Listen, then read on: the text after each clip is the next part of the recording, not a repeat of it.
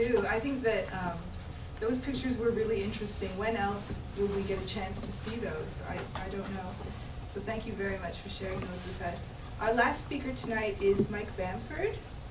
He's been working as a consultant since the mid-1980s, specializing in fauna investigations for environmental impact assessment and to meet conditions of approval, such as monitoring of impacts and monitoring of rehabilitation.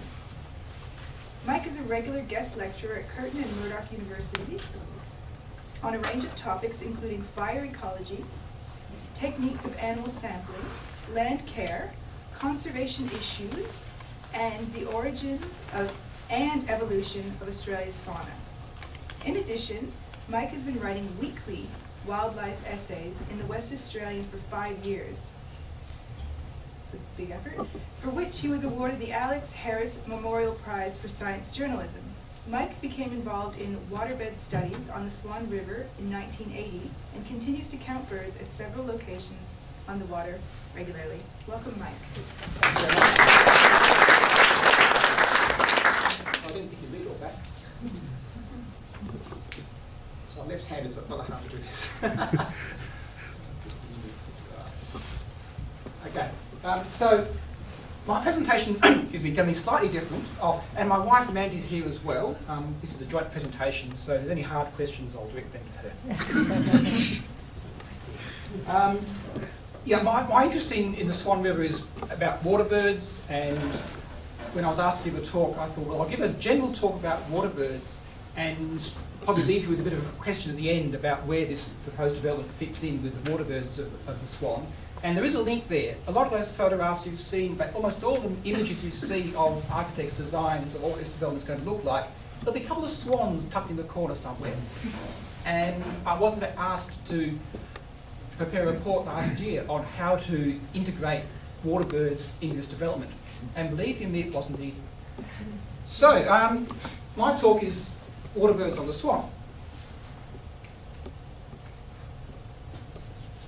Very briefly, it's been a long association of human beings and waterbirds on the river. You can read that very quickly.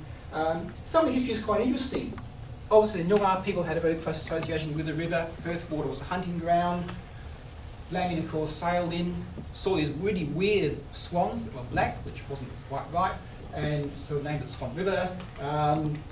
Baudin, the French explorer, or the captain of the French expedition in 1801, noticed swans. Charles Fraser, just before settlement, commented on the abundance of aquatic bird life on the river. And there's a theme that keeps on coming up in history, the abundance of aquatic bird life on the river. He also predicted their demise, which was very progressive, I think. Swans are so important to the Perth community that as early as 1890, our society was importing black swans from eastern Australia, pinioning them, which means they cut off one of their wings, or part of one of their wings, so they can't fly away, and releasing them on Perth water. So there will be swans on Perth water, so 122 years ago. And on a broader scale, and I'm going to talk a lot broadly about the river, not just the development we're talking about tonight, the Swan Estuary is actually recognised under the Ramsar Convention as a site of international importance. Mainly for a little migratory bloke called redneck stint, which you probably wouldn't notice unless I pointed them out to you because they're about that big. But they breed in northern Siberia, so they're pretty cool. Well, everyone else had historical photographs. That's my best one. I don't know who took it. It was given to me by a guy in a photo shop who said, "You're interested in the Swan River? Take these." He found them in the back of the drawer. But that's the, now this bridge being constructed in the late 50s, about when I was born. So early on, the Perth water was used for hunting and fishing and shooting, quite literally. Swans and other ducks and waterfowl are flightless when in molt. They gather on large bodies of water where they feel safe, which means in a small boat with a club in your hand, you could hunt them. And that's what Europeans did during the 19th century. After that, of course, Sue's introduced the whole idea of tidying up the shoreline, making it nice and straight, as it should be, not like nature intended. And of course, what better thing to do with the foreshore around the Swan River than to dump rubbish there and cover it up with sand. Burswood Island, South Perth, Alton Cove. The bit of my bio that wasn't mentioned was that in about 1965, from South Perth rubbish tip in here, I attempted to sail across Perth water on a mattress. We didn't make it. What does this mean for water birds? That's really all I care about. Okay. Initially it was a period of intense hunting, really intense hunting. Massive destruction of numbers of birds. Then, by the late 19th century, a whole reversal. We want swans back on Perth water. Where do we get them from? Victoria. Makes sense. What we're seeing now, though, is quite different. Then, of course, there was a period of habitat loss, big-scale habitat loss. You tidy up the natural shoreline, replace it with concrete walls, all your habitat's gone, or much of it's gone. Since the 1960s, which was the last phase of habitat loss, really, which was the narrows interchange, the sort of issues have changed to matters of disturbance, and water birds really don't cope well with high levels of human activity in their habitat. So disturbance is an issue. For water birds, water quality on the Swan River probably isn't as much an issue as it is, say, for aquatic organisms, for fully aquatic organisms. Still potentially a problem. I'm sorry about the pun there, I should have got rid of that, but sea level change, it is a problem, and I'll get on to more of that later. It doesn't, whether you can, I'm not going to get into the argument about man-induced or not, but sea level change is happening, it's rising, and it's a problem. And we're now seeing proposals for habitat enhancement to bring water birds and other wildlife back onto the river, and that's where I have actually been asked with respect to this development, well, how do we get swans in there as well?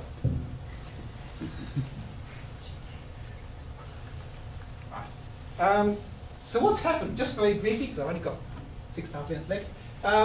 There have been some catastrophic declines of water birds on the river. This is another migratory bird, sharp-tailed sandpiper. Up until the early 60s, many thousands on the Swan River. If you can find 30 on Swan River today, you're doing really well. That was largely because of narrows interchange. They liked samphire marsh as a habitat. Narrows interchange was basically samphire marsh, and all the other bits that had gone before. The bits of the swan that I'm interested in are actually not the ones that we're talking about today so much, but the marine parks in the greater body of Melville Water, of course, away from that spot there. But it's all related. And that's the really important thing about water birds, is that they move around a lot. If there was one part of the estuary system that determines how many water birds you have on the entire system, it's this place here, after the cove, alongside a rubbish tip. You still find bits of rubbish sticking out to the mud. But it's one of the best places for water birds on the Swan River. And if what happens there affects what happens elsewhere, and the swans are a good example. A bit of control of disturbance here has resulted in an increase in swans at this point, and now we're actually seeing black swans pop up all over the place on the river we haven't seen for decades. A few things about water bird biology which makes my life hard in trying to understand them and study them. They're highly mobile. Well, they're birds. They move between Alfred Cove, Pelican Point and Milieu on a daily basis driven by tides. They really like low tide periods because that's when they can access either mudflats or shallows. Swans, for example, graze on the halo fillet, the seagrass that grows in Melville Water. They need shallow water to graze on that. That's where the climate change, sea level rise starts coming in.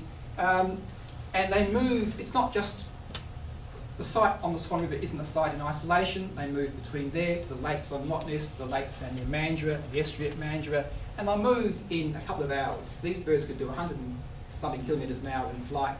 That's not very long for them to go down to Mandurah for an afternoon and then come back again. Highly mobile things.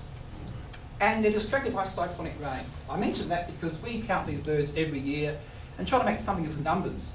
You get a good cyclone going through and they all pick up their ears or their ultrasonic sensors or something and disappear for the next 6 months and reappear somewhere near Kalgoorlie. It's very frustrating.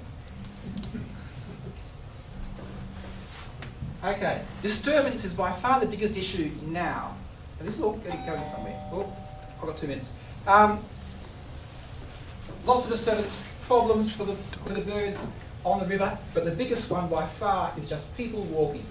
I won't leave that up very long because I haven't got much time. We did a study some years ago around the river and found the biggest cause of problems for birds was just people walking, because there's so many people walking, because people like to get near the river. There's one person scaring birds. That's a big issue. I'm going to skip through that one. Some quick numbers. What happens to numbers of water birds on the Swan River in its entirety over a nice long period of time? Curlew sandpiper, they've gone. Great knot, that's almost gone. The fence at Alfred Cove has improved things for some birds, and that, you think this project's controversial. There were death threats over that fence. And black swans really like that fence. Unfortunately, no one bothered to count black swans because the people who count water birds like sharp-tailed sandpipers and redneck stints, not swans. Sea level rise. This is the little redneck stint. It's a ram's ass like redneck stint. It's got very short legs, a 5 centimetre sea level rise, and it can't feed anymore. So it's pretty much gone from, big numbers. Sea level rise is good for some things. Oyster catchers are a marine species. Estuaries getting more marine. I'm going to skip to that. Okay. Now we've had the habitat abuse, we've had disturbance or having disturbance, sea level rise, and we've got some big issues, but we've got this underlying interest. I wanted to get to this slide before I get gone, because note the date, 1889. I'll let you read that quickly. If any of our politicians want to get a statue of themselves anywhere, this is obviously the way to do it, according to the West Australian 111 years ago. There's actually this real desire to get water birds back into the system, and that's where we actually get back to the Perth waterfront. There's a desire for birds. The Perth waterfront is not a landscape or a habitat that's going to be fantastic for birds. I'm sorry, it's small and it's closed and it's cramped and it's deep and it's got sharp banks. So to be really controversial, since I'm told that's what people like to do sometimes, if you actually want water birds as part of the Perth waterfront, you've actually got to create what they need nearby, and that's in fact a shallows or mudflats area out in the middle of Perth water. So how's that for a controversial note on which to conclude?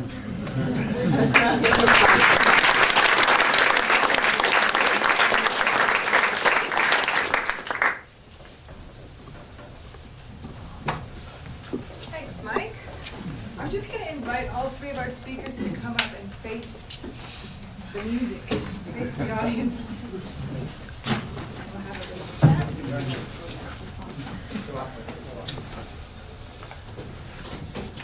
Is that okay for your eyes?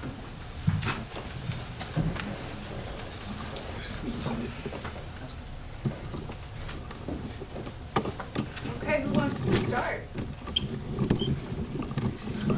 Any takers?